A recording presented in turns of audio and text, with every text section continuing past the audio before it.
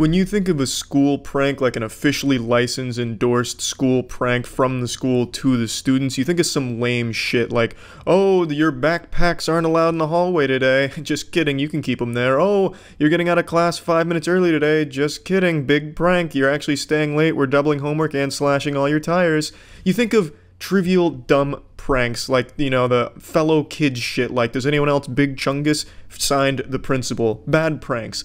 But where there's one school a few years back that pulled the ultimate prank that makes every other prankster in the world look like fucking amateur limp-dick losers in comparison.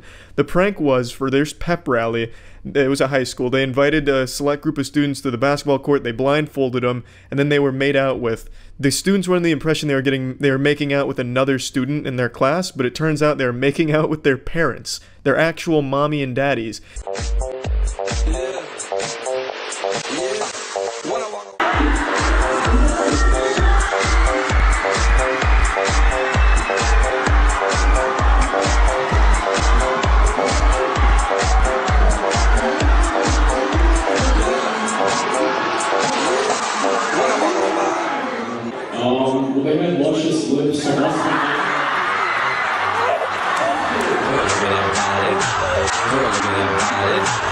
The most shocking thing about this video isn't the incest, it's the fact that Tom Brady wasn't there making out with his kids. I thought for sure he'd take any opportunity to make out with them on camera.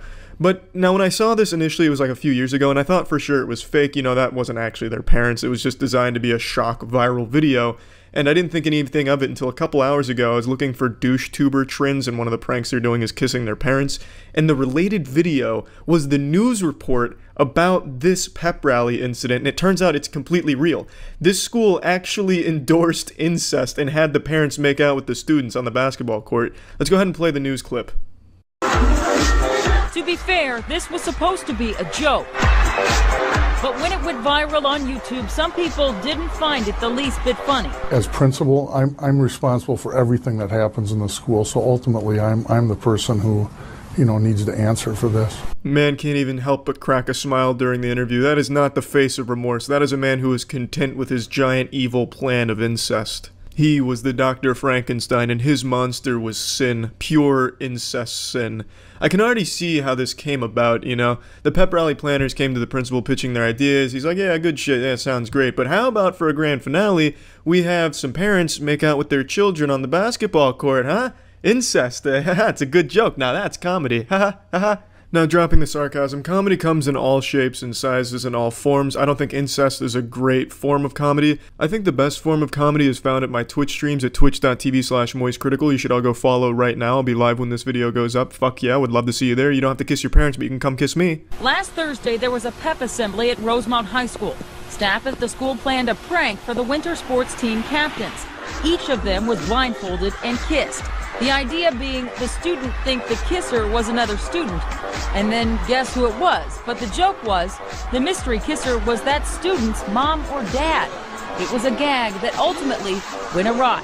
What does she mean the joke went awry? The joke went exactly as planned. The principal was jerking off in the bleachers while it was going on.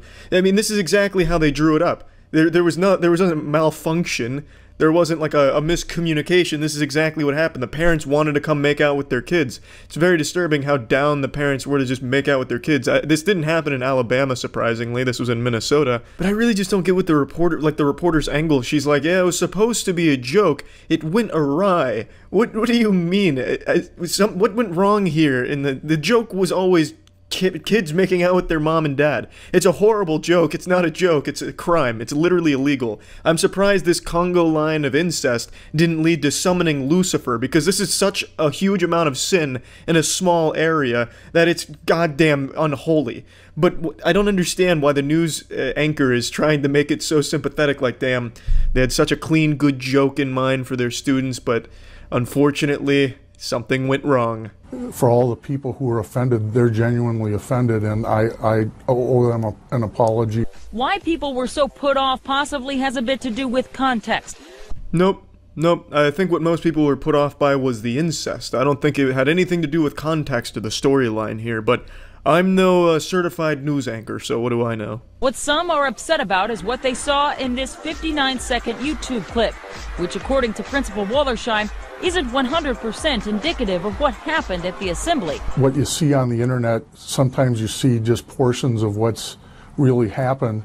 Honestly, the principal makes a pretty good point here. We're only peeking in on the making out with the parents portion. I'm sure we already missed all of the other great pranks they had before this one at the pep rally, such as blindfolded anal with a mysterious stranger who turns out to be the parents, cunnilingus blindfolded on a stranger who turns out to be the parents. I'm sure there was a lot of great pranks the principal pulled on the students that we just didn't get a chance to see, so we're only judging based on a small portion. And it can lead you to think a certain way. But he isn't making that an excuse, he says. His main point is to apologize, plain and simple. This is supposed to be a fun event, and it should leave everyone feeling pepped. And if it's leaving people not feeling good or embarrassed or hurt, then that's absolutely the opposite of what we're trying to do. I don't know about you guys, but nothing gets me more pepped, hyped up, and ready for, you know, fun like making out with parents. Yeehaw, baby. Man, what a banger of a prank right there. You douche tubers have got your work cut out for you to reach this principal's level of expertise when it comes to pranks. That shit is gnarly. Wow. Yeah, that's it. So yeah. This is a video I've been debating making for the last 24 hours. I think the situation is extremely important to talk about, but it's also really complicated. This shit is more confusing than the plot to the movie Tenet. So let's just get into it. Let's spread apart these ass cheeks and get into the stinky meat here. I want to quickly hit you with the cliff notes on why you should care about this situation and why it's a big deal. There's an absolutely awful comedian named Brendan Schaub who is currently suing a small YouTuber over jokes they made about him. Also worth noting that YouTuber lost both of their channels, perhaps because of Schaub, though that's still alleged. If it's true though, then Brendan just gave him the quarter pounder with cheese. Got the double whammy in there. And why this is a big deal is because Brendan Schaub is going after him because of the jokes he made, but also because he showed clips of his podcast in order to make some of the jokes and criticize him, and is claiming it's not fair use and it's a violation. And obviously fair use is very important on YouTube and the internet in general. So should this actually go to court and should this clown somehow win, it sets a really bad legal precedent. Now let me get a bit more into the lore of this awful comedian. So there's a terrible comedian named Brendan Schaub who was a former MMA fighter, and he rose to fame not really from MMA, though he was very successful there. He came into the public eye thanks to his frequent appearances on the Joe Rogan podcast. I think he's the #1 reoccurring guest on Rogan. He's been there like 80 fucking times. So he basically got his career by suckling off of Joe Rogan's hot dog sized nipples, and from that used it as a platform to make his own podcast. The dude's got like fucking 10 podcasts, so he has like a lot of productions, and it's something called Thick Boy Media, and he also tries to do comedy, unsuccessfully. The most entertaining thing about Brendan Schaub is when people are making fun of him, because he is the joke. The only comedy he provides to the world is in the form of a punching bag for people to laugh at and joke about. He himself steals jokes, allegedly, and I tried to watch one of his stand-up specials. It was fucking miserable. Watching Brendan Schaub desperately try to fish for the punchline to the joke he's attempting to tell is like watching a dog try and cross the street with oncoming traffic on its way. It's just painful and you just want to like look the other way. It's miserable. And half of the stories he tells are blatantly just lies. Like, you can tell he is making it up on the spot in order to one-up someone. Like, I was watching him interact on another or actually it might have been his podcast, I don't remember now, but he was talking with Chris D'Elia, and they were talking about being out of gas. And Brendan Schaub just comes out of nowhere, like, raises his hand. Oh, wait, actually, I was out of gas like you guys, but in a much cooler way. You see, I'd actually just won a fight, and after winning a fight and having 15 threesomes, I was in my Hummer H2, he makes sure to specify, brand new Hummer H2, and I was running low on gas, and I was like, I can ride this bitch out, but I couldn't. I ran out of gas. So then I had to, with my Hercules-like strength, push this Hummer myself all the way to the nearest gas station. And then the gas station guy said, didn't I just see you on TV? They need to pay you more. That was his story. Of course, I embellished it a little bit, but the story was, I just want to fight. My brand new Hummer was running out of gas, and then I had to solo push it to a gas station where the gas station guy recognized me, and said they need to pay me more. That obviously didn't happen. There's like no reality where that ever fucking happened. I wasn't there. I wasn't like tapped into the NSA security cameras nearby or anything, but I can say with a high level of confidence he made that shit up in order to just one-up everyone around him for no reason. Like, there's no moral to the story. There's no like good jokes in the story or anything entertaining about it. It's just him being a fucking douchebag.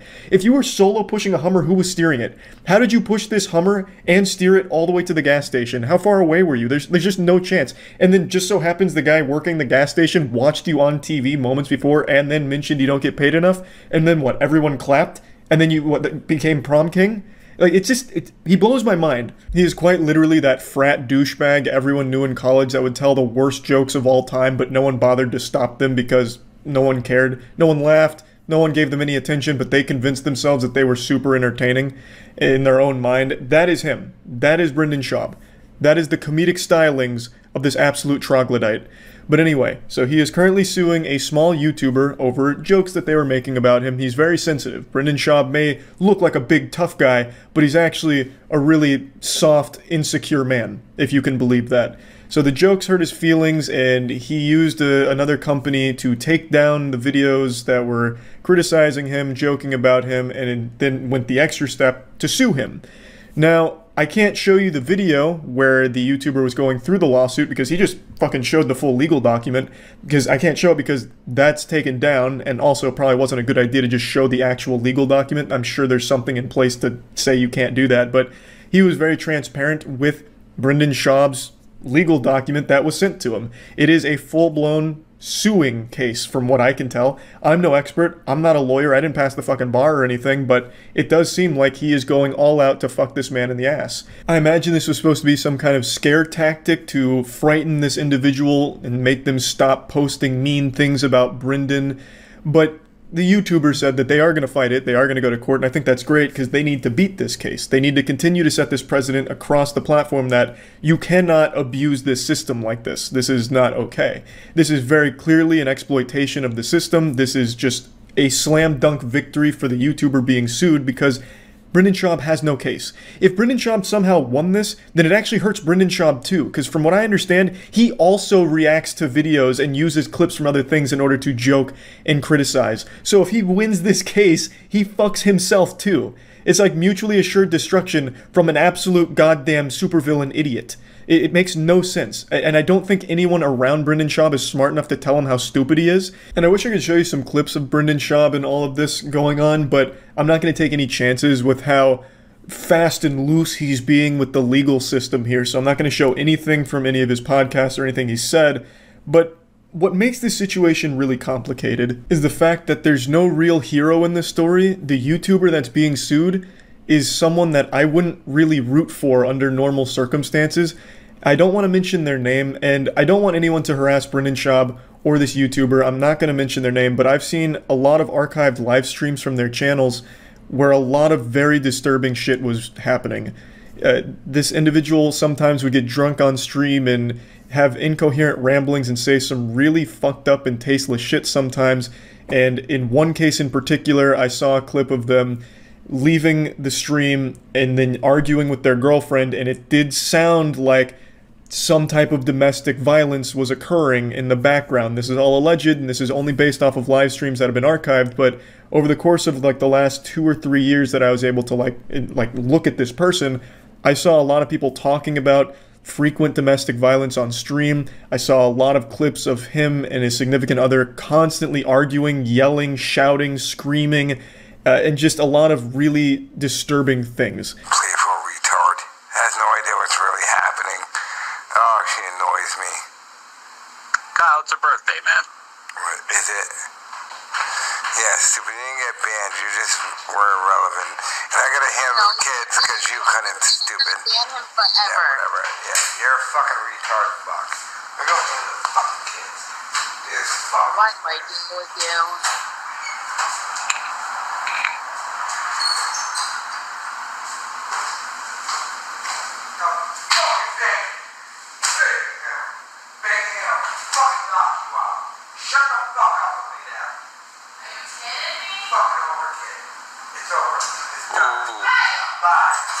The abusive like I said, his channels are down, so I can't look at his content myself and see him. I can only experience this through the re-uploads from his community and the community members talking about the streams and talking about these clips. But from what I've seen, it is some pretty fucked up things. I've seen a couple of interviews with him as well as people talking about him, and there's just a lot that is not great. Especially that clip where it does sound like he is hitting something or someone. Hopefully that's not the case. Hopefully that's just a complete wrong interpretation of what's happening. But I just wanted to say, from everything I did see on this individual with like the arguing, which happened on stream often, and the drunk streams where really not great things were talked about, it's not someone that I would be like super enthusiastic to support, but I do hope they beat the case against Brendan Schaub, because Brendan Schaub is basically salting the fucking earth here. As these cases build up, if any of them win with these absolute bogus bullshit claims in court, if any of those win, it sets that legal precedent going forward, which means other equally stupid idiots like Brendan Schaub can abuse the system the same way. So I still hope that they beat Brendan Schaub, but I recognize that they might not be a good person themselves. But yeah, I do think this is an important case, because this is only one of a handful of cases where a YouTuber goes after another YouTuber on absolute bullshit claims. And hopefully, just like the previous cases with like Ethan Klein versus whatever the dude's name was, I'm already forgetting his name, hopefully this case will also result in that shit being shut down as well. Like I said, I think this was probably just supposed to be a scare tactic that didn't work and might find its way to court, though I still do think that's unlikely. I'm hoping the case just gets dropped and doesn't go that far, but if it does, hopefully it gets an absolutely biblical smackdown in court, just gets fucking slapped off and don't have to worry about it again. But yeah, I just wanted to cover the situation because I do think it's an important one to talk about, and yeah, that's about it. So yeah. I'm sure many of you know by now, but when I was a child, I was one of the world's top junior magicians. I was able to make cards disappear and reappear inside of an audience member's asshole if I wanted to. It was like some shit out of Now You See Me, but if every character was prepubescent. Much like Penn and Teller, I was able to pick up on how magic tricks were done just by watching them, and I used to pride myself on this. And it pains me, and it would absolutely disgust younger version of Charlie to say this, but recently, I was fooled. You see, 2 months ago, I made a video talking about a news story that was sweeping the internet, something huge. It was a fucking plague going across all of the major news articles. It was a story about how hackers took control of our penises. The story was believable, albeit terrifying. The one thing we thought we could trust, male chastity cages, penis prisons, had finally been infiltrated and taken over by an evil organization looking to hold our wieners hostage for money. Finally, the world had been introduced to its supervillain, its final boss, its Galactus, the penis pirate. He who controls the cock controls the world. We were met with an ultimate evil, the boogeyman of boners. All we could do was stare into the abyss as it stared back into us. The chastity cage story said that there was no failsafe and the only way to break it off was either to pay the ransom or get a screwdriver and just go to town on your meat. It was horrifying. If only it were true. You see, this story was run by multiple publications, big ones, such as Vice, Motherboard, other huge outlets, had all been running this story for the day that I talked about it. And then yesterday, it turns out the story was a complete lie, a joke from a friend of mine named Louis Spears. He's a YouTuber as well as stand-up comedian who came up with the idea of making a outlandish, crazy story get picked up by Vice. And it did get picked up by Vice and multiple other outlets. I recommend you watch his video to get the full scoop on what was going on here. But yeah, in a nutshell, I was bamboozled. I got fucking schmeckledorfed. It never occurred to me that these publications would just take, like, mystery strangers' words on things as fact. I thought, like, an outlet, a journalist, would be, like, doing some kind of due diligence to confirm the events in their stories as somewhat true. But basically it boiled down to them just saying, "Are you sure this is real?" And Lewis saying, "Yeah, this is real." Like, that's basically the whole fucking nuts and bolts of it. There's not a whole lot more that goes into journalism at Vice and the other publications, it seems. This is akin to the little button you click saying, "I am not a robot." Or like when you enter a porn site, "I am 18. True? True." Like, there was almost no effort to make sure that the story was completely bulletproof, true. Like, it's crazy. Like, actually shocking. Great job from Lewis Spears, though. Like, it is wonderful, and the story is fantastic, which is why I talked about it, because it's a great fucking story. And it really is kind of in that, like, Black Mirror realm of being, like, almost viable, like something real. Like, all of these male chastity cages and shit all have Wi-Fi and apps. Like, potentially you could hack them, I suppose. And what's great is it wasn't just the Vice and the other outlets. The actual company who Lewis Spears name dropped for it were saying that there was some kind of vulnerability in their system that led to this. So then they had to come up with the screwdriver solution where you like fucking put the screwdriver in your urethra and you twist that bad boy around, which pops the lock off, or whatever the fuck the solution was dumb. After coming up with that, they also said they fixed a vulnerability in their system that allowed hackers to do this. So they fully thought that their shit was getting hacked, even though it never was. And then they improved their security as a result of Lewis Spears' joke. It's actually a fucking wild ride. And I just cannot believe how easy, well, I guess maybe easy is not the right word, because clearly a decent bit of work went into it, but I just can't believe how it worked so well. What this has taught me mainly is that Lewis Spears could be anywhere. He could be under your bed right now. Lewis Spears, he's a fucking force of nature, it seems. This is like the 20th time he's like been on news outlets and shit, usually to promote his stand-up comedy. Like, it's impressive how he's constantly able to weasel his way in there and get these things picked up. So, I mean, great work to Lewis. The story is still a great little piece of fanfic now, and I think it's absolutely priceless how silly Vice and all the other publications that just seems to have plagiarized Vice's article must feel. Like, they look really fucking dumb right now for this. And that's something pretty special, I suppose. But anyway, that's about it. Just wanted to talk about it and let you all know that, yep, I fucking fell hook, line, and sinker into one of Lewis Spears' master plans.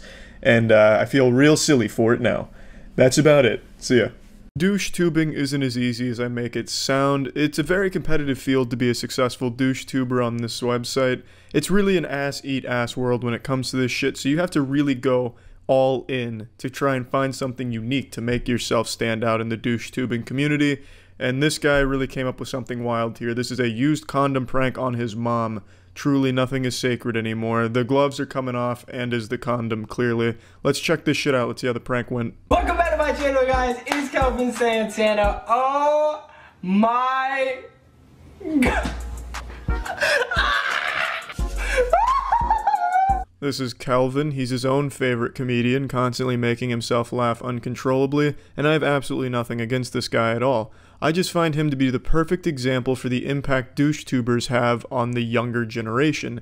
This is obviously a young man who's watched a lot of douche tubers in his day, you know, the greats like Nate Garner and Morgs, and now he's trying to emulate what they've done because he saw how successful they were. And I just find that to be really sad that so many younger people are growing up aspiring to be like these assholes on the internet who film themselves being public nuisances for money. I'm sorry guys, I'm just a little too excited right now, but if this is your first time on my channel and your first time seeing this beautiful precious face, okay, let's not get too ahead of ourselves. Boy, you are ugly. Oh, ouch. Alright you guys, my mom is out of the house right now, so I went to the store a while back and I caught myself a little bit at ease. Yeah, sir. Yeah, it's a condom, baby. It goes on wieners. Smash that like button for crazy condom stunts. Condom buying prank gone wild and sexual on mommy. Also, the way I know this prank is fake immediately is there's no way this kid is even old enough to buy condoms, so he needed his mom to go with him to buy condoms for him for this video. And even if that wasn't the case, conceptually, I don't really understand it. I don't know what Kelvin was expecting, like his mom to storm in there and get really offended that his son's got a condom on the floor, like she's upset that he cheated on her, maybe. But that's a really weird incest angle to work with and pretty disturbing to think about. Because like I feel like the normal reaction to a parent finding a condom would just be like, ooh, yucky, can you clean that up? That's kind of gross. Not like an overreaction gone wrong where she starts fucking flipping tables after seeing the condom and punching holes in walls and shit in her pants. I'm gonna add some lotion inside the condom for you know what.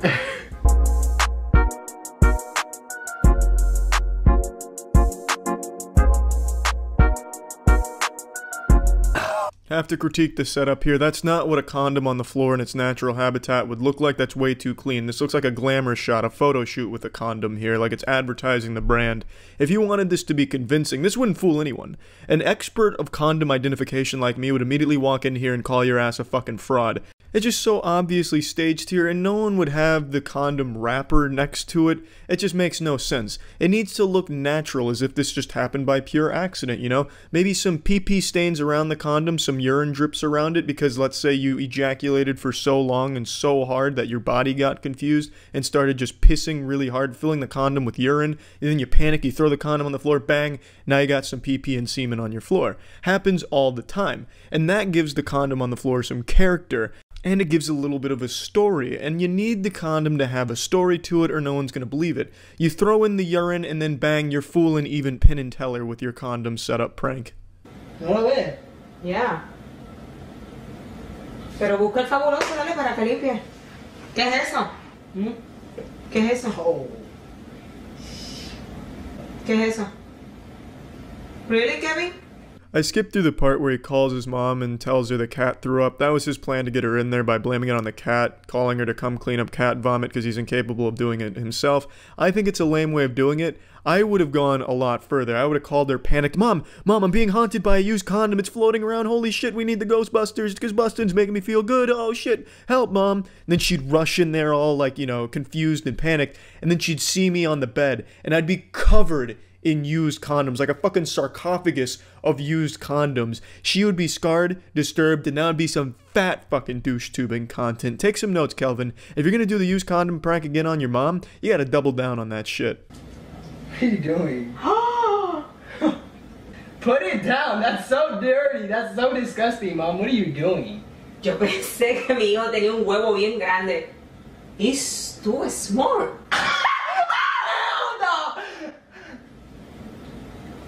What are you? What are you doing? I saw the camera. As if every mom doesn't know the cock size of their child. It's a bit of a weird thing right there, you know, the mom looking at the cum and like a detective being like, based on the volume of your semen, I can deduce that your penis is small, and I thought it'd be big. It's a bit of a weird statement, but clearly it was a joke. You know, she's in on it, she saw the camera, and the next minute of the video is just him yelling about it and screaming and shit, so the prank really ends there. And what a banger it was.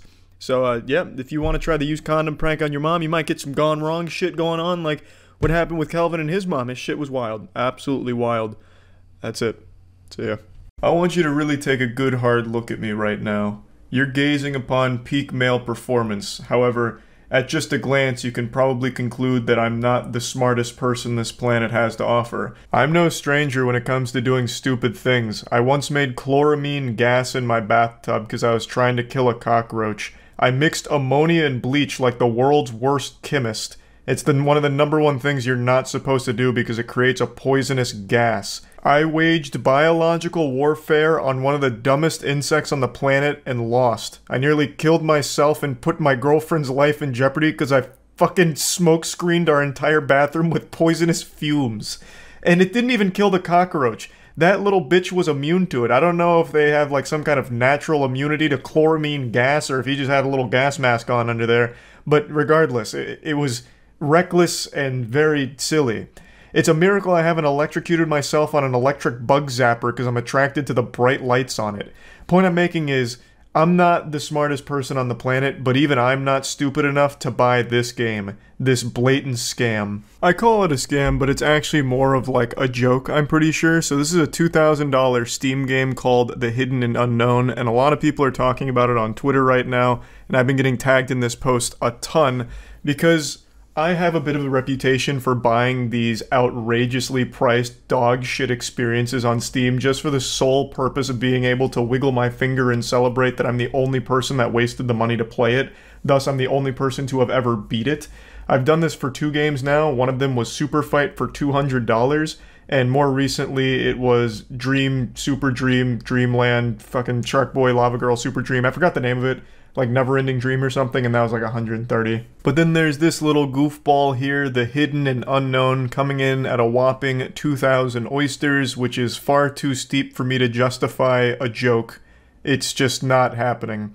And hopefully no one will ever play it, but you know, you're probably asking yourself, maybe it's worth it. You know, what if this is the best game ever made? What if this game is so powerful it actually makes you taller and more attractive by playing it? And to that I say, bah humbug, why don't we just go ahead and take a look at the gameplay that they've released from it?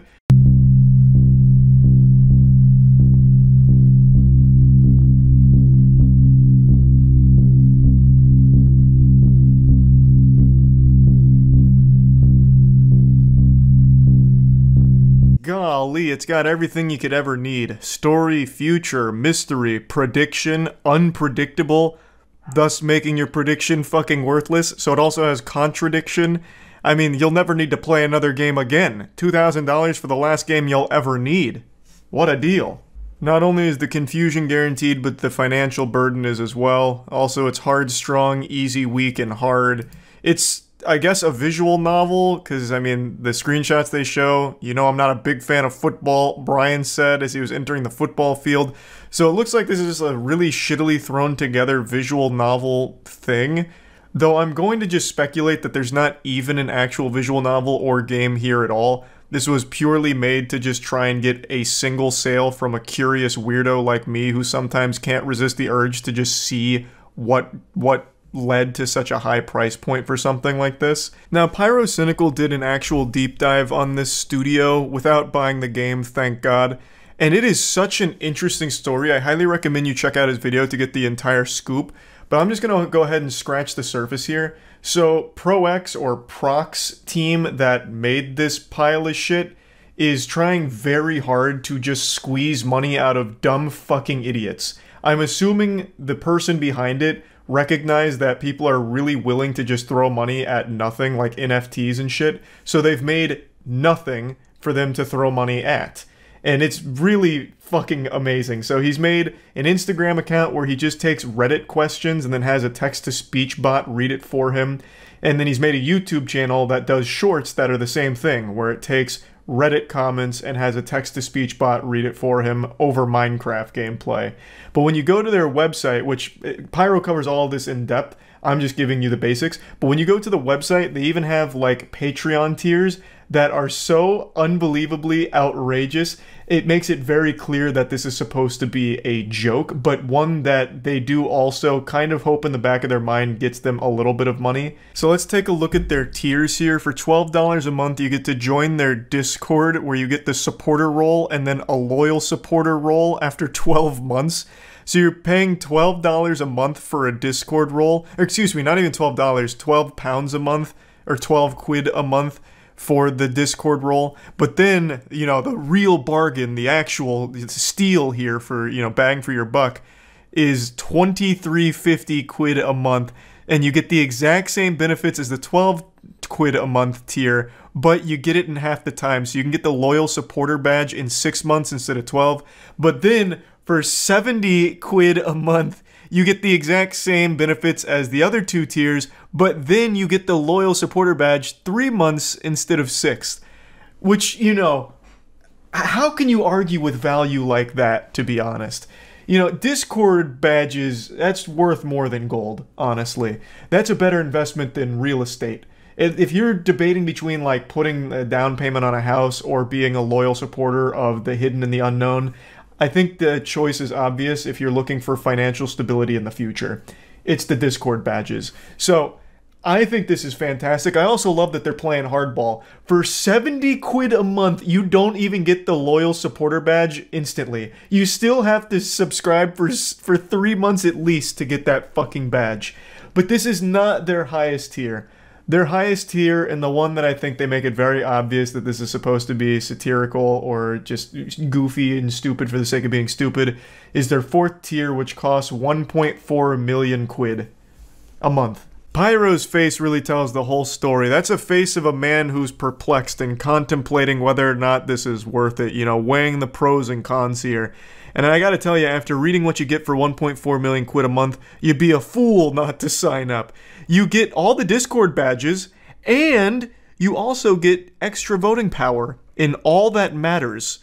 You know, that means presidential voting, You know, like this extends well beyond just the games. You know, it's voting power in everything that matters. Fucking elections for places you don't even live, I imagine. And you even get your name mentioned on their website. And, you know, Prox is a huge powerhouse of a website. It's up there with like YouTube and Twitter when it comes to traffic. So having your name there, that's big.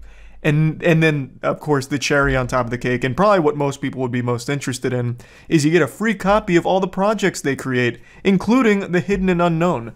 So you can pay 1.4 million quid a month in order to get a $2,000 game for free.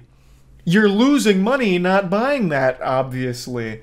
I'm pretty sure this is all just supposed to be a big joke, but it also highlights something that I find interesting about Steam, where there's absolutely no protocols in place to tackle something like this, which is clearly just a blatant scam. They could have charged $10,000 for this game, and maybe some 8-year-old whose parents' credit card is attached to their Steam account sees it, and the bewilderment and the mystery is just too much for them, so they buy it using their parents' credit card. And then their parents have no idea, and then they wake up, in a week or two and wonder why they can no longer afford the electricity bill. Of course, that'd be the parents' fault because they're doing a shit job parenting, but that's parenting in the modern age where you just sit a kid down in front of an iPad or you just sit them down in front of a computer and let them run wild. You see this shit all the time with like in-app purchases for mobile games. I imagine that might be what this is for. Making a game that would appeal to a child for a really high price so they buy it one time with their parents' credit card, and now you just made $2,000 for nothing. It's pretty wild. And I just wanted to talk about this a little bit because a lot of people were telling me to buy this. I'm not.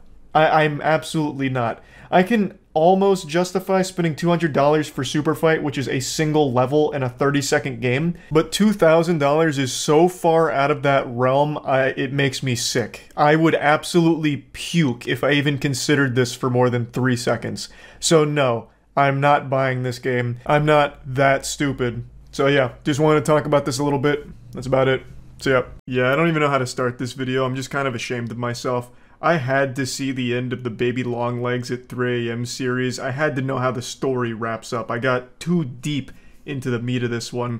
So I went back to Weenie Hut Jr., Jay Hill's channel, and I looked at what happens when you drink a Baby Longlegs potion at 3 AM. And the results are terrifying.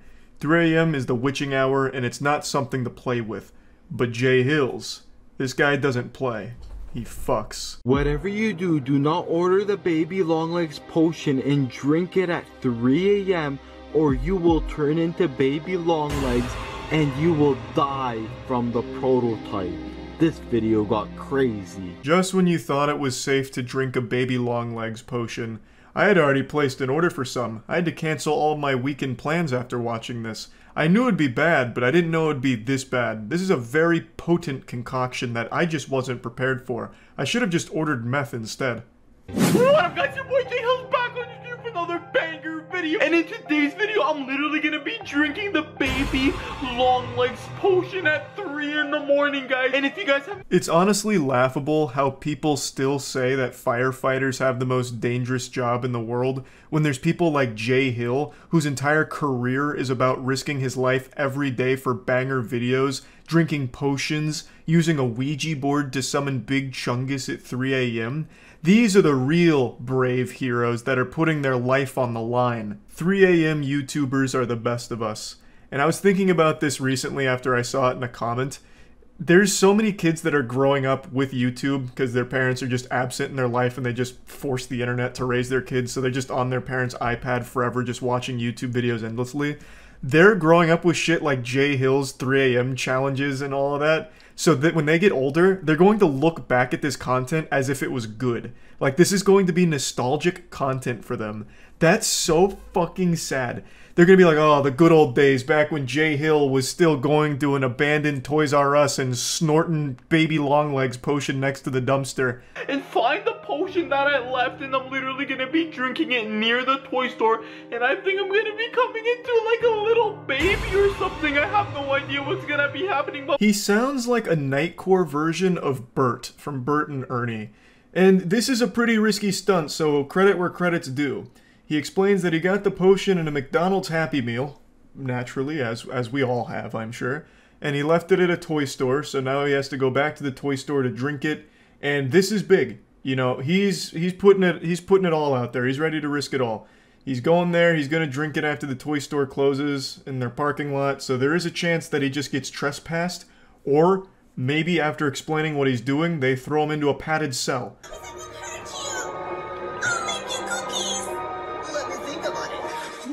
No. Yo, guys! Yo! Now I'm feeling bad. Okay, let's do this. This part's pretty hype. He makes himself a sausage and then watches a Poppy's Playtime fan animation in order to study up on what it's going to be like to become baby Longlegs. And he spends about 10 minutes just nibbling on the end of his sausage. I've never seen someone eat a sausage like he does. A lot of the time, he usually just puts it in his mouth and lets it rest there. And he kind of just treats it like a popsicle sometimes, where he just kind of sucks on it, like he's trying to let it melt in his mouth. So, I mean, maybe he's already got that baby DNA in him, so he's treating it like his mother's teat or something. I couldn't tell you, but it was a really interesting way of watching someone slowly consume a hot dog. Garbage or anything? Yo. Oh my god, I might have actually put the Happy Meals in here, guys, but I don't know where I actually put it. What if, like, an employee ended up grabbing the baby Longlegs potion and probably bringed it inside of there, guys, but I literally have no idea. I feel like when I watch Jay Hills, I'm watching an episode of the Rugrats, where Tommy's going over a mission that the baby's gotta do. He speaks like an actual toddler. What if the employee bringed it inside of there? Now, I think there is an argument to be made that it's not done to, like, seriously. Like, he's doing it just to game the algorithm, and he's doing it, like, satirical. Though, he's been doing it for so long, and the people watching aren't in on the joke. The comments are literal kids, like, actual children. So, even if it is done as satire, it's still mainly just making the content that he's supposedly making fun of. So I don't know, it's just in some weird purgatory here, but god damn it, I can't help but appreciate the lunacy of it. Yo, guys, it's literally the baby Longlegs potion right over here, and yo, there's a spider on it. Oh my god, guys, okay, I'm literally just gonna be bringing this back inside of my car. I don't think that was a spider. I mean, call me crazy, maybe I'm taking stupid pills, but I don't think that was a spider at all. This is blowing my mind, but luckily we found the baby Longlegs potion. You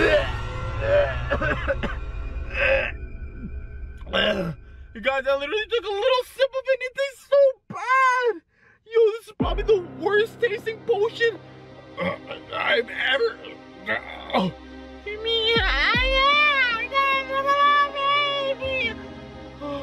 Yo, I think the symptoms are kicking in already. I absolutely love that while he's mighty morphing into baby Longlegs, his voice doesn't change. When he's doing baby voice and his normal YouTube voice, it's exactly the same. So it's hard for me as a spectator to know which one's Jay and which one's baby Longlegs. Yo, it hasn't even been 2 minutes. Baby mama. Yo guys, it hasn't even been 2 minutes and I feel like I'm literally turning into a baby. I'm literally shrinking right now. Mama, mama, I'm shrinking, mama, mama. Now, I'm not a huge sports fan anymore, but I'm pretty sure that's a Toronto Blue Jays hat. And if so, this is definitely the most mature Blue Jays fan I've ever seen. The transformation is well underway. We're about to lose him here. Soon there will be no Jay, and it will only be baby Longlegs left. I'm feeling it right now. Oh my god. It's gonna happen.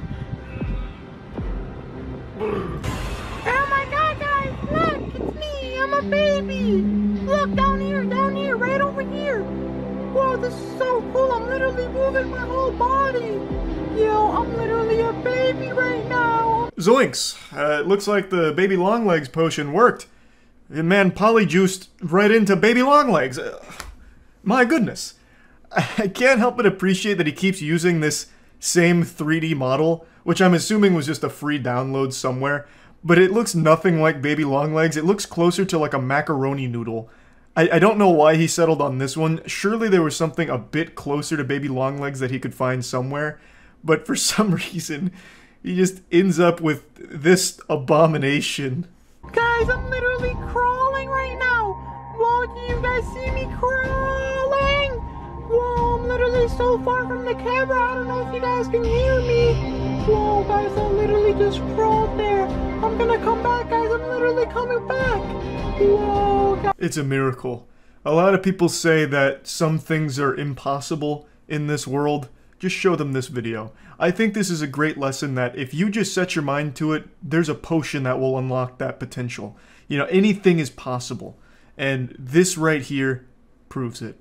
He became Baby Longlegs. He said, you know what? I want to drink the potion and become Baby Longlegs. And look at him. Now he's crawling. Can you believe it? He's literally crawling right now. But guys, I was hearing Prototype somewhere. I don't know if he's gonna be somewhere over here. And now he's dead. Taken too soon. Prototype came out of nowhere and struck him down. God rest his soul. Jay Hills was never seen again. This was the last thing he ever posted, and my lord, he's in a better place now, I'm sure. I don't know if he went back into the normal Jay Hills body or if he's now in the afterlife as Baby Longlegs. I'm no quantum scientist, so I couldn't tell you for sure. All I know is Jay died doing what he loved, drinking a Baby Longlegs potion. You can't help but respect that. Anyway, that's about it. So yeah.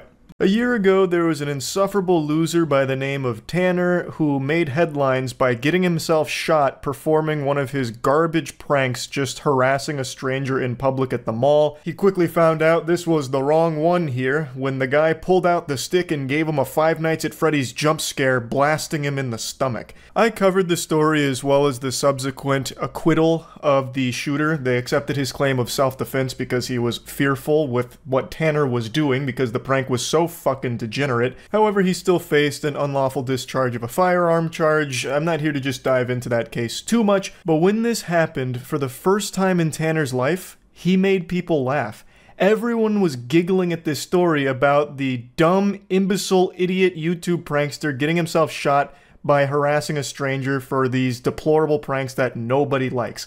Pranksters like Tanner are more hated than cockroaches, so there weren't many people that were sympathetic to his situation, especially with his attitude after the fact as well. But most people hoped that Tanner would learn a valuable lesson from this near-death experience where he nearly traded in his life for a couple tiddlywinks of internet clout.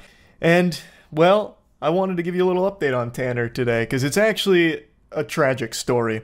You see, when Tanner was on the hospital bed, he made a solemn vow that put tears into the eyes of everyone across the globe when he raised his fist to lead a revolution and said, "This will not stop me. I will continue to do pranks and be a public nuisance to all of those around me. Mark my words." A beautiful speech that inspired nobody except the most brain-dead individuals on the planet who are still too busy huffing glue to even remember Tanner's name. And well, sports fans, I've got a sad ending to share with you.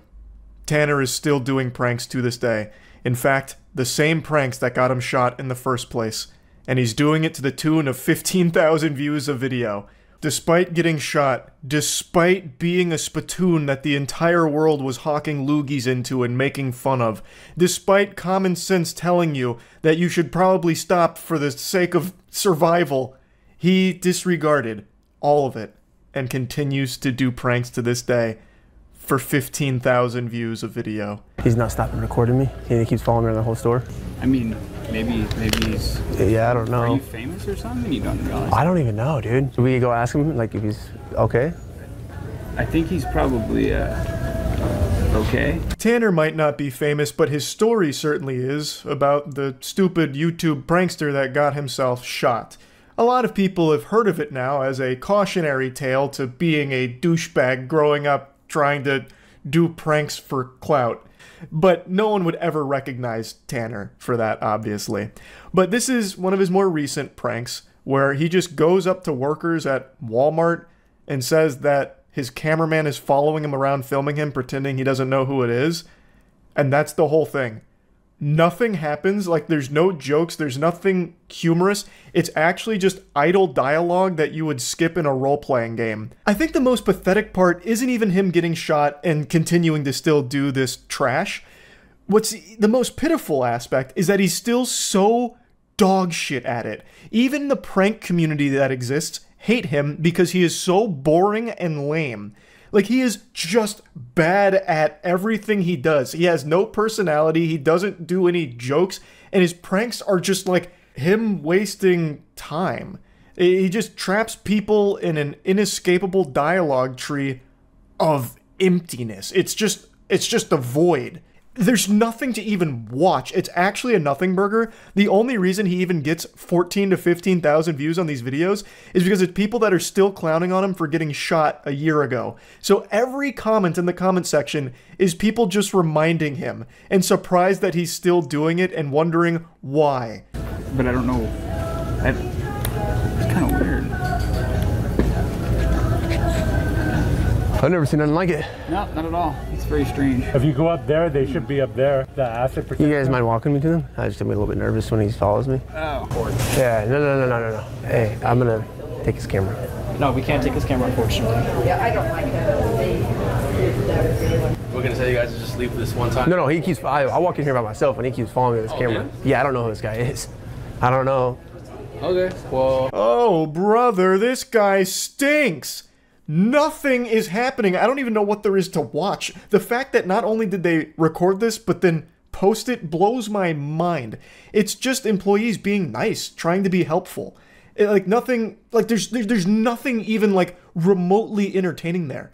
Like if I miss a step going downstairs and I hurt myself, I'm more entertained by that pain than I am sitting here in this fucking purgatory that Tanner subjects people to with these videos. It's blowing my mind. Like, brother, just do something else. Christ, man, just throw in the towel on this whole prank career. Like, I'm surprised that he hasn't pivoted his content already to buying an Among Us potion off the dark web and drinking it at 3 a.m. or something. Really take YouTube back to its roots. Partner, this guy, do you know who this is? He's following you around the store and he's recording you.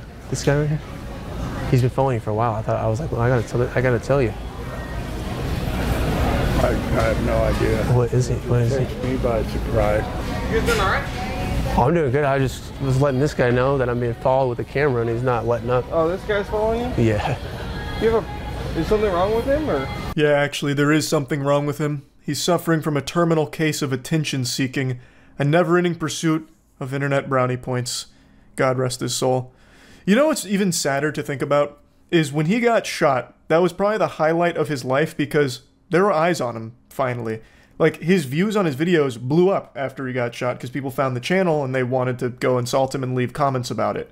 And I think Tanner probably viewed that as a really positive thing, so now he's constantly chasing that high.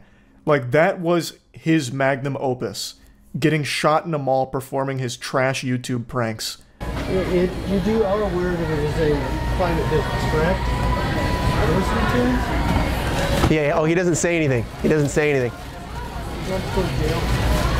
You know what's almost as sad as Tanner is his cameraman, who I'm pretty confident isn't being paid to do this and is risking going to jail for the sake of Tanner's pranks and Tanner's pursuit of glory. Oof. We're here at IKEA. I don't really know what we're gonna do. We're just freestyling. You know what I'm saying? They're gonna have to clear the area probably here in a bit. We have Drake coming through. He's gonna want to walk through and take a look at things. So we're gonna have to clear things up. Okay. I'm the personal security guard for Drake. No, you're not. He's actually right there. No, you're not. You can go ahead and go. Let's go. Come on, let's go. Where am I going? Out, right now. No, he's not supposed to talk because he's with Fox 5 News, and so his contract is, since he's getting hanging out with us, he has to. Okay. I know that this is funny to you. Did you know Tanner calls himself a professional troll? And this is his trolling, saying Drake's coming through, and then just wasting workers' time. That's it. Also, everyone he interacts with treats him like a fucking dog, like snapping, telling him where to go because they recognize how dumb Tanner is. Like, he is a very moronic man, and they have to cater to that. They know that this is a prank, clearly. And Tanner breaks character by busting a gut when he says his cameraman can't talk. I don't even understand what there is to even smile about. It's nothing. Actually nothing. So they're getting served trespassing warnings, and it's literally just wasting people's time. Not only the workers, but anyone who unfortunately stumbled across the video. This goober got shot for degenerate pranks and still keeps doing it. That's a disease. You need help, Tanner. Holy shit. Anyway, I just wanted to give you a little update here. That's it. See ya. The best way to experience this movie would be, if you have to watch it, turn it on TV at home when it comes down to DVD and turn the sound completely off. And then as you're cleaning the house or you've got a party going on, you need the kids to stay occupied, that'll make this a lot more That's interesting. how I had to watch incest porn. What? You gotta turn the sound down. Then it's just porn. I'm so confused. Okay. What the flick? More like, what the flick my sister's been. Commander Incest is taking this shit over. So, he's assuming control. Let's break down this awkward situation he's created here. So he had this joke in his head, and he decided to go with it. And in his defense, it's not a bad joke, you know, I'd give it about a Jamie Lannister out of Incest. It's pretty clever, and he's trying to appeal to a different audience here. He's trying to engage the very small but dedicated group of incest joke enthusiasts.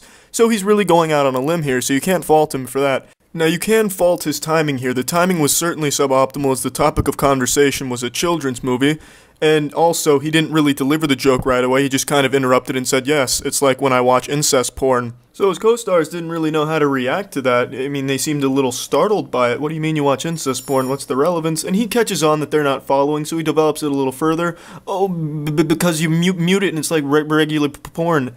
And the guy in the middle, he gets it, you know? So he giggles a little bit, has a little hoot about it, but the girl on the far left feigns ignorance as if she has no idea what incest porn is, even though you can clearly tell it's not her first rodeo with the subject, but she understands it's not appropriate for the segment, so she tries to move about quickly and get to the next topic. Now let's see how this man saves this awkward situation that he's created between everyone.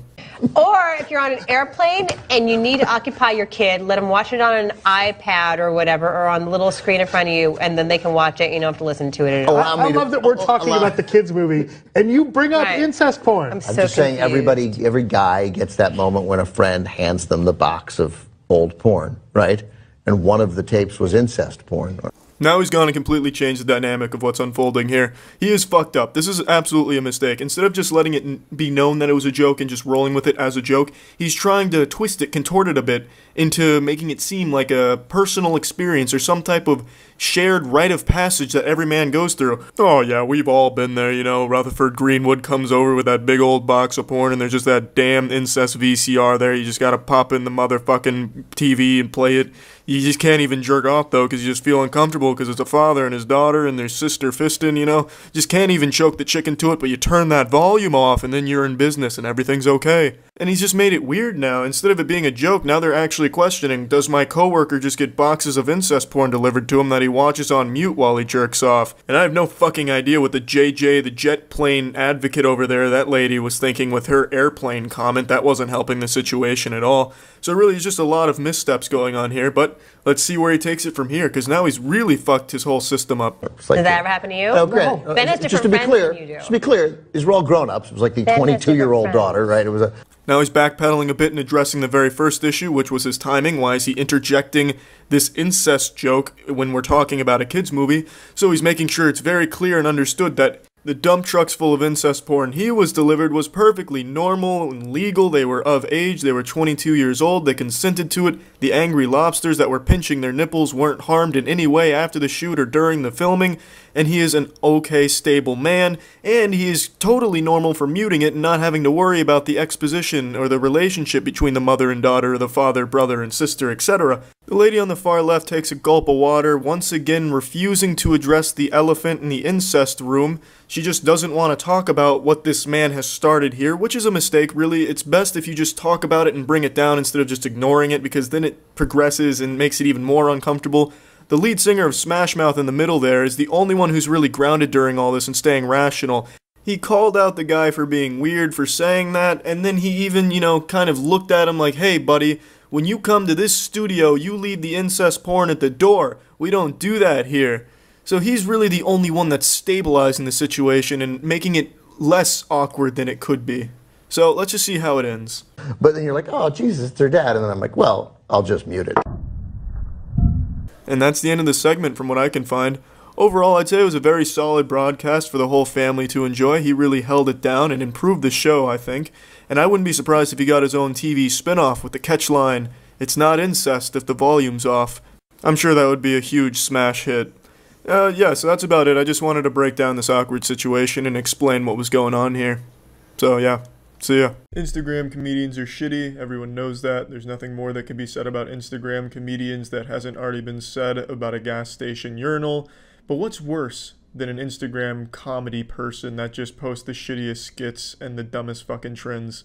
An Instagram comedy person that's also a prankster. But not only are they this double whammy of absolute loser, they are also an aspiring professional SoundCloud rapper and DJ.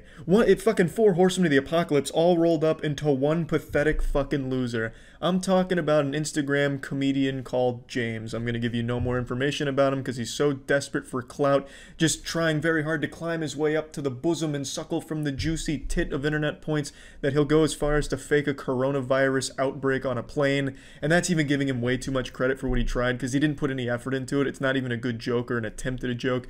In a nutshell, this man, James, very desperately wanted to create a viral video, so he pretended that he had the coronavirus on a plane, which ended up ruining the vacation of everyone on board and ruining multiple other flights because of the fucking domino effect that it caused. So I'll just give you the quick excerpt from his recent interview. It was supposed to be a joke. I stood up, I said, I just returned from a flight from Hunan province. I might have said, this is the capital for coronavirus. And then I said, I don't feel too well. What made you want to do that?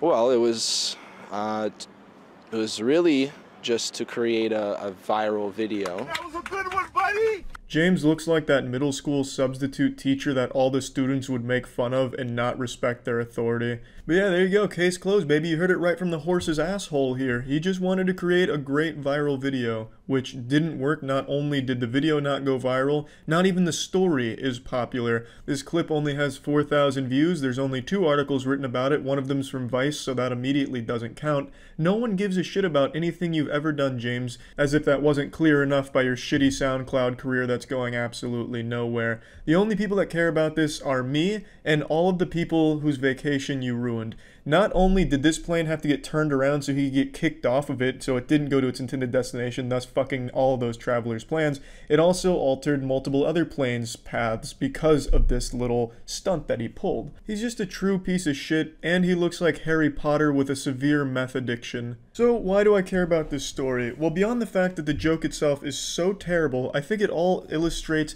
the disease that social media points have infected some of these absolute delusional losers with. I talked about it in a recent video where I mentioned YouTubers crying and melting down all the time.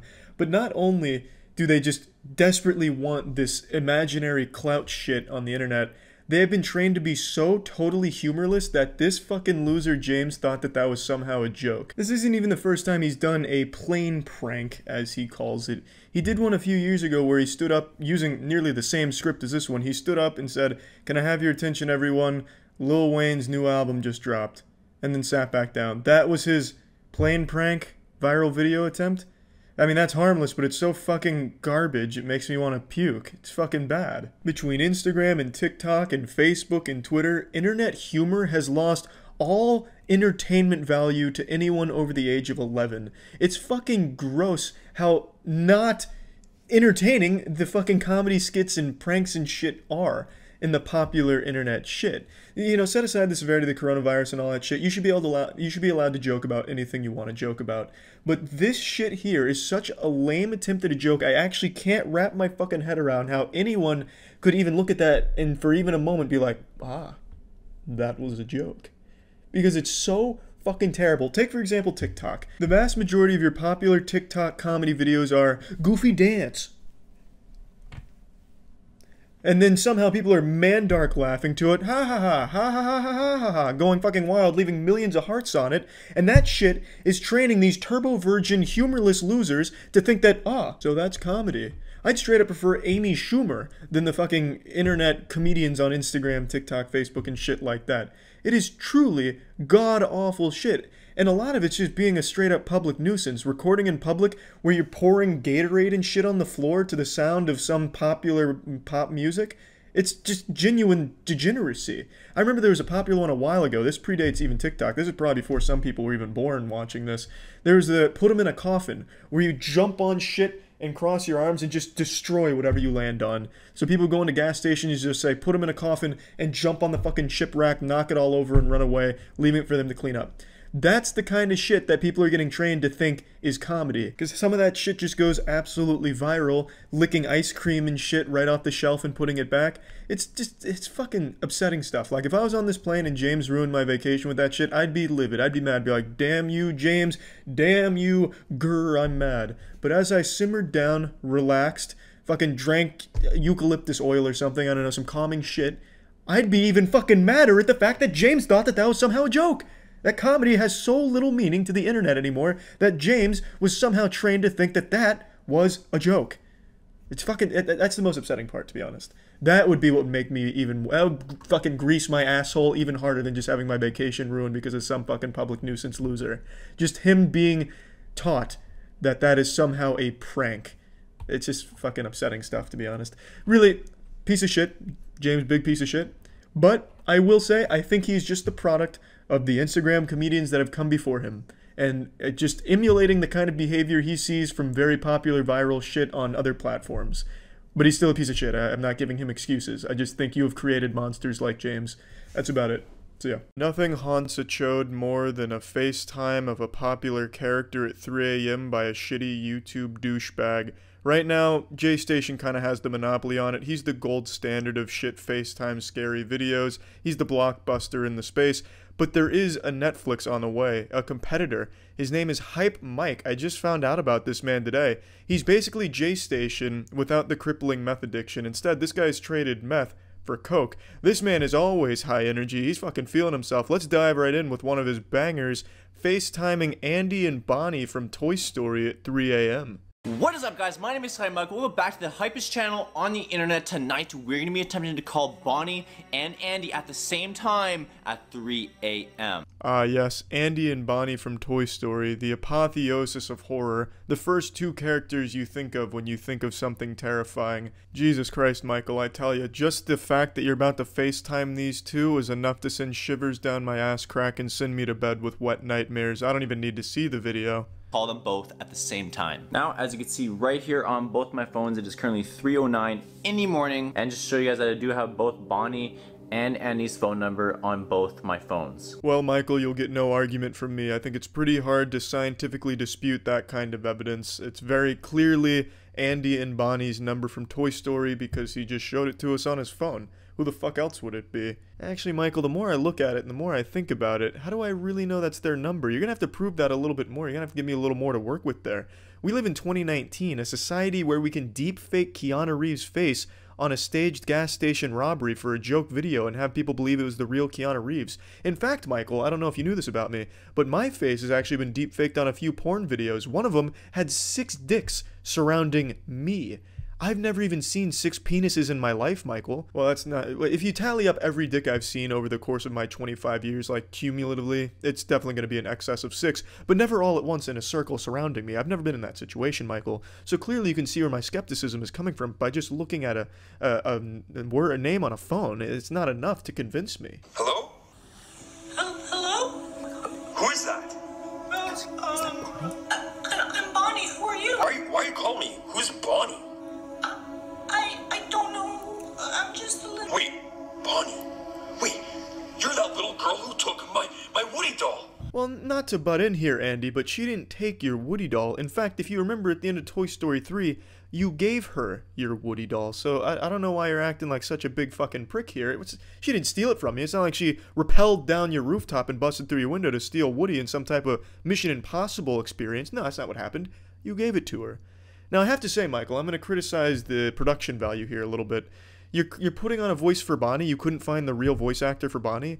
You have Andy in a hoodie. You couldn't even put him in a sheriff's hat or anything, and he's not even trying to do a voice. This is low quality, Michael. You're never going to compete with the big dogs in the space if you're not willing to really go the extra mile. You've lost me. Now you've broken my immersion. Now I know it's not the real Andy and Bonnie. Andy gave it to me. No, I'm Andy, and I did not give you my doll. This is so bad. Well, I don't have it anymore. Yeah, well, that's because I have it now. Hey, that's mine. No, That's mine. I had it for 8 years. Whoa now, M. Night. I'm a little confused here. So Andy was getting his dick twisted in a knot because Bonnie stole Woody from him, but Andy just said he has it and laughed in her face, and now Bonnie is confused as to why she doesn't have it. I'm just a little lost on the lore here. Also, Michael, again, I'm gonna have to say, your costume department is lackluster as well. I don't understand why you have Andy dressed up like a Satanist or an old 2009 MySpace edgelord profile picture. Dad! Like I'm scared. Dad, where are you? Oh, what do you want, Bonnie? Yeah, so scary. Andy has my Woody doll. He's mine. Wait. Okay, guys, just calm down, alright? Just calm down. Like, if you guys actually want to settle this, you might as well just come to my house, fight it out. The coordinates are... Whoa now, Michael, that was brave. Why would you want to offer up your house to be the Thunderdome for these two to fight it out, though? To give you an update, Bonnie's father has come out of nowhere to join Smash Brothers, and he's threatening Andy with violence to give the doll back to Bonnie, or else his ass is getting beat. And in response to this, for some inexplicable reason, Michael comes in and says, why don't you guys come beat some fucking ass, slit some throats at my house, and then gives them the coordinates. Why are you giving them the coordinates, though, Andy? Why wouldn't you give them the address? What the fuck are they going to do with that? Oh, yes, Andy, thank you for the coordinates. I'll plug this in. I'm triangulating your position now. I'll be there ASAP. But I really just have to wonder why he would even bother saying, come fight at my place. Andy, do you just do that for anyone that wants to fight? Like, if I get into a fight at the bar, are you going to just break it up and say, whoa now, guys, let's take this to my house instead? Because if so, you're fucking brave, man. Making a little fight club there. I respect that. Oh my god, guys. They're going to meet right here. That's absolutely insane. They're actually probably going to come right now. I need to make sure like all the doors are locked, or maybe like... Oh, whoa now, Michael. You just offered your house for them to fight. Why would you then go lock your doors so they can't enter your house and slit throats? That just makes you a liar and a really shitty fight club host. You invited them over, it wasn't their idea. So why are you now going to lock the doors? You getting afraid of it? This is your creation now, Michael. Young man, where are you? I've come to get what is mine. Show yourself, you little brats. What the? Get off! Oh, all right, where is that doll? Are your eyes closed, you fucking ogre? It's sitting right there on the counter that you just pushed them towards. So this fucking lumbering idiot comes into this house he knows nothing about, could have been set with Home Alone booby traps all over the place, but takes it on faith, comes here for the showdown, pushes the guy, and then can't find the doll sitting right on the counter? Man, walking around like Frankenstein's monster, with one goal in mind and can't even recognize the goal sitting right in front of him? Disgusting. It's embarrassing, really. Bonnie should be ashamed of herself for having such a stupid fucking dad. What the hell? Oh, no. Let go of that crate now or else. Let me see where. Whoa! Get the hell out of here! I need to get the hell out of here. This place is insane. I'm not dealing with this, but thankfully I do have the Woody doll back. Yeah, that's the whole rest of the video. I kind of broke it down into the only 4 parts that have anything at all that happen in them. Everything else in between this is just him saying, guys, Woody, wow. So I cut all of that out for your own safety, really, because it's fucking awful to listen to. But I have to wonder, why the fuck does anyone watch this? Even as like a diaper-shitting, milk-snorting toddler, it's not well done or scary. The last thing I want to do is compliment J-Station, but he's the most similar channel to this, and at least in his defense, when he does these shit videos, and it's all he does, he actually has shit that happens during it. Hype Mike's videos, on the other hand, this is about the extent of their action. He grabs the Woody doll, runs and hides in a bathroom, and then both Andy and Bonnie's dad leave.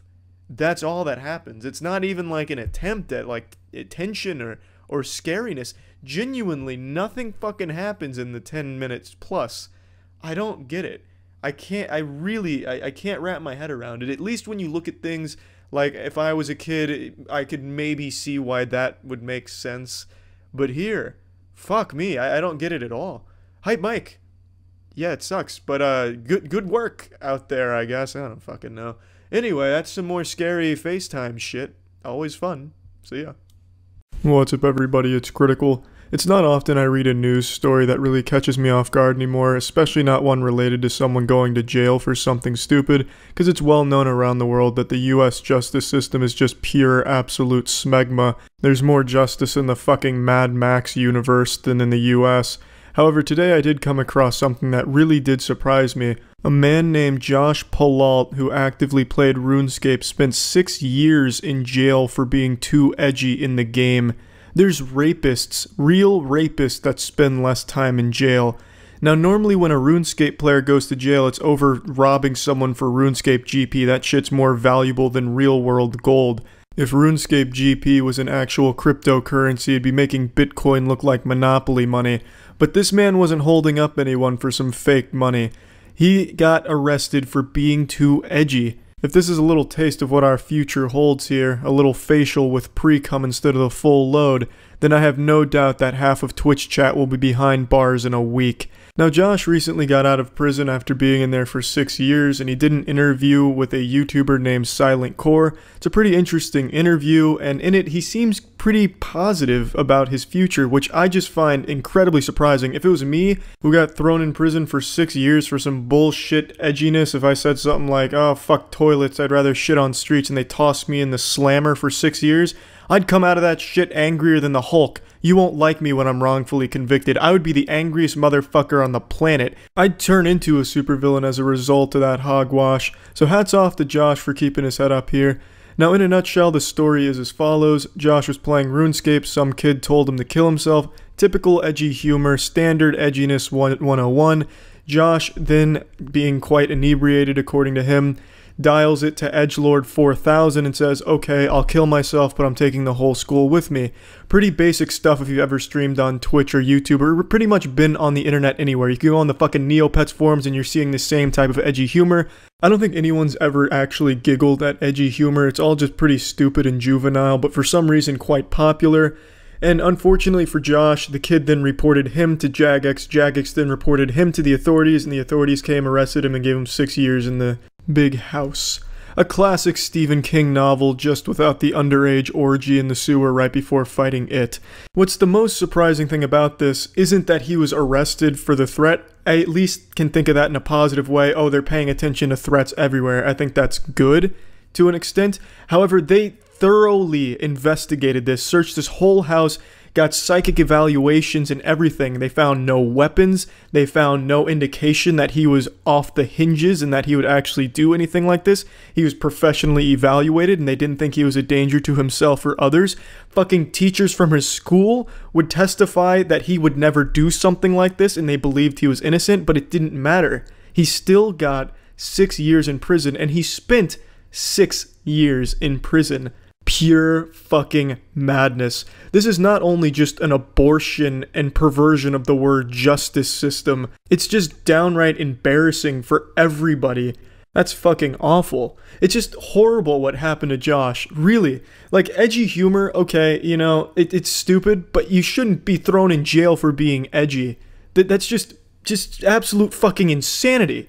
Insanity. I can't find any other words for this story. It just makes no sense to me why they'd even bother throwing the book at Josh or trying to make an example out of him to the fucking RuneScape community. It's not like the RuneScapers or the Yakuza.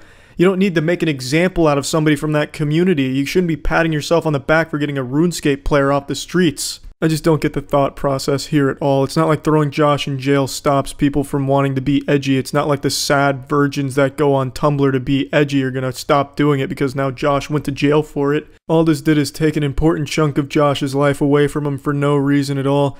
Now, I can understand wanting to punish someone for an edgy threat like that, but this is not the way to go about it. Throwing them in jail is just wrong.